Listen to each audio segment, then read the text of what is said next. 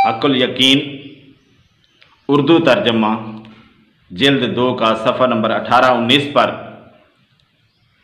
मुल्ला बाकिर मजलसी एक रिवायत लाए हैं जिसके अंदर है कि इनका महदी जब ज़हूर करेगा, जब आएगा, जिनको शिया महदी मानते हैं, जिस मोहम्मद बिन अब्दुल्ला को अहले सुन्नत मानते हैं, वो इस तरह का माफ़ौक़ुल फितरत बंदा नहीं होगा।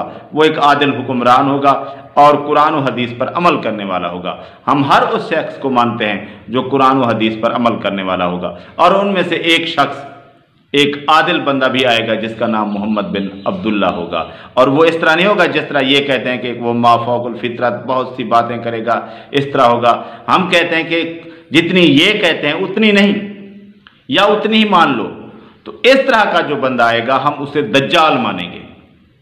इस तरह का बंदा जो आएगा हम उसे दज्जाल मानेंगे, क्योंकि नबी सल्लल्लाहु अलैहि वसल्लम ने कुछ माफ़ौक़ुल फितरत बातें करने की जिसके बारे में हमें बताया है वो दज्जाल है।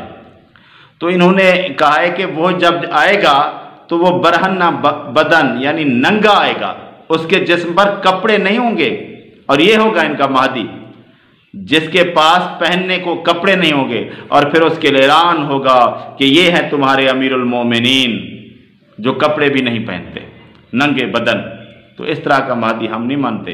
हम एक इज़्ज़तदार आदिल हुक्मरान को, मोहम्मद बिन अब्दुल्ला को मानते हैं, जो कि आएगा, पैदा होगा, लेकिन इस तरह का नहीं होगा। इस तरह के हम किसी शख्स को भी नहीं मानते।